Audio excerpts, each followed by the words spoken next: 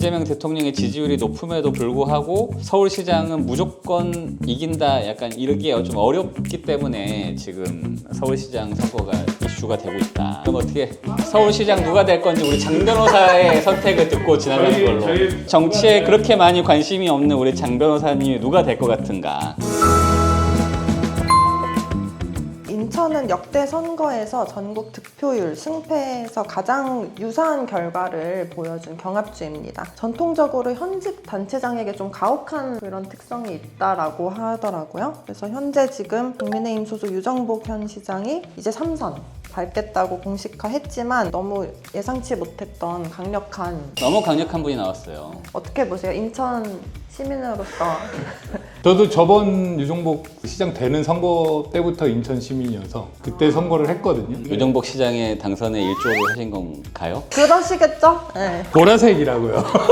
빨개 보이지만 빨갛지 않은, 파래 보이지만 파랗지 않은. 유정복 시장님도 사실은 능력은 굉장히 좀 출중한 편이고 일을 못하진 않아요. 잘하세요. 근데 유정복 시장님도 그 약간 오히려 정원호 부청장하고 약간 느낌이 그런 느낌이죠. 지자체장을 했을 때 무리 없이 할 수 있는 스펙. 군수부터 시작해가지고 다 한 거잖아요. 장관도 2번이나 했어요.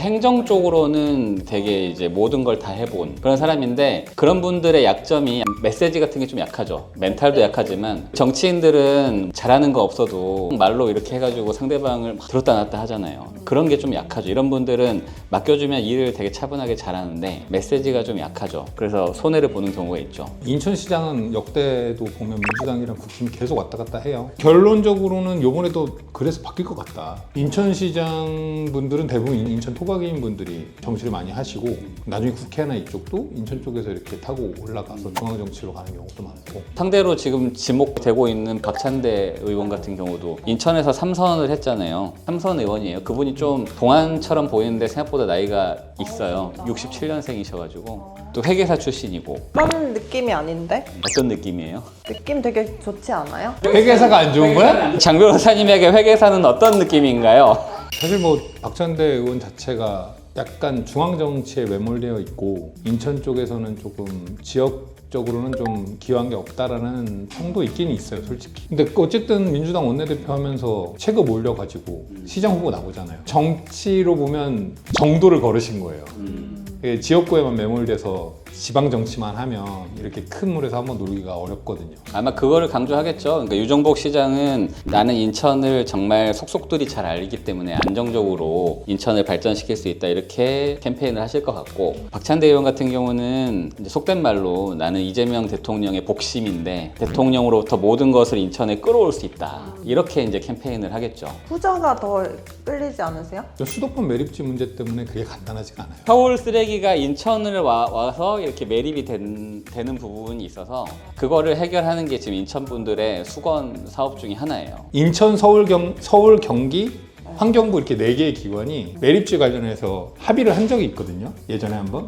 근데 22년도 선거할 때 유정복 시장이 반드시 인천 매립지 사용을 26년까지는 종료하겠다라고 자기가 공약을 했어요. 근데 지금 문제는 대체 매립지를 확보를 못했어요. 할 수가 없죠. 요즘 누가 매립지 만들겠다고 하면 좋습니다 할 곳이 어디 있어요, 사실은. 결국은 임기 내 종료는 사실상 불가능해졌고, 유정복 시장이 뭐 그럭저럭 잘 인천을 꾸렸는데 이거 하나로 모든 게 다 빠그라질 정도로 큰 이슈거든요, 사실은 수도권 매립지 문제가. 그럼 그거는 그 유정복 현 시장한테 불리한 거네요? 박찬대 의원이 더 유리하다고 볼 수 있는 거죠. 박찬대 의원은 어쨌든 중앙정부랑 끈이 있는 거고, 합의나 이런 걸 이끌어낼 때 중앙정부의 힘, 버프를 받아서 좋게 갈 수도 있다. 근데 여기서 중요한 건 서울시장, 경기도지사 전부 민주당이 하면 아무 의미 없는 얘기가 된다. 결국은 유정복 시장이 한 그 4자 합의가 인천만 바보가 된 거다라는 게 이제 박찬대 후보 쪽의 입장이고요. 박찬대 후보는 예전에, 그러니까 유정복 시장이 하기 그 직전에 박남춘 시장이 자체 매립지 원칙이라는 걸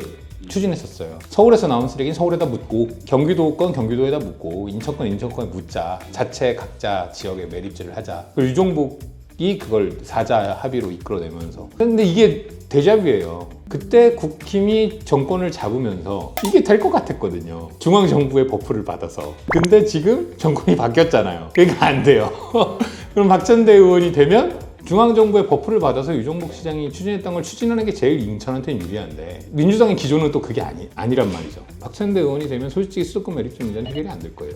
그리고 인천 시민들이 근데 수도권 매립지 문제 하나만 가지고 유정복 시장을 뽑기에는 또 약하고 결국 또 인천공항 문제도 있고 통폐합 문제도 있고 여러모로 중앙정부랑 인천의 이익이 지금 반대로 가고 있어서 박찬대 의원이 만일 인천시장이 되면 그런 부분에서 조금 그래도 전향적인 효과를 이끌어낼 수 있지 않을까라는 기대도 있고 그래서 또 박찬대 의원 자체가 협상의 대가다 이런 약간 중간에 이제 조율을 굉장히 잘했어요. 사실. 맞아요. 되게 사람이 좀 유들유들하고 그런 면에서 봤을 때 유정복 시장이 조금 많이 불리한 것 같다. 저 같은 사람도 이렇게 생각할 정도면 많이 불리한 상황이에요. 인천의 지형을 크게 아까 얘기했던 세 군데로 분류를 하는데요. 서구나 계양 이쪽 민주당세가 강한 곳.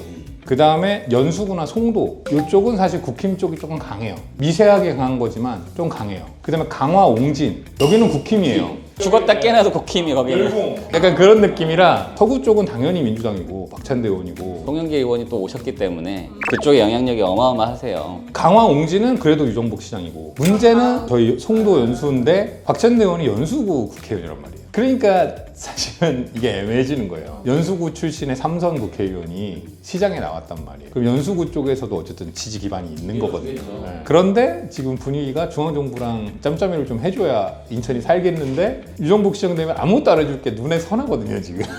4년 동안은 그냥 아무것도 안 할 거거든요. 그래서 박찬대 의원이 유리해 보인다. 솔직히 그렇네요. 제가 송도를 사니까 근데 송도도 지금 개발 대기 상태인 게 엄청 많아요. 인천타워라든가 뭐 많은데 트램이라든가 약속되어 있던 것들이 전부 다 지금 멈춰 있거든요. 네. 그러니까 송도 쪽도 어쩔 수가 없는 거죠. 사실. 근데 이럴 때가 사실은 되게 중요한 것 같아요. 그러니까 시장이 중앙정부의 버프를 받아서 뭘 하면 그러면 그 다음에 연임을 할 수 있는 확실히 그러니까 그 지역을 먹을 수 있는 기반이 되는데 유정복 시장이 사실은 중앙 버프를 받아서 좀 연임까지 갈 생각이었다가 중간에 정권 교체로 지금 약간 낙동강 오리알이 된 거거든요. 탄핵만 안 됐어도 지금 이제 박찬대 의원이 만일 시장이 되면 충분히 아마 연임을 바라보고 업적을 세우려고 할 거예요. 아니 제가 인천 출신 직원분한테 아까 아침에 물어보니까 지금 시장 누구냐 잘 모르겠대요. 잘 모르겠는데 다음번엔 박찬대가 된다고 한대요. 그래서 그런 거를 보면은 이미 약간 민심이 그렇게 가겠는데요? 자연스레. 사실 근데 인천은 좀 정리가 됐어요.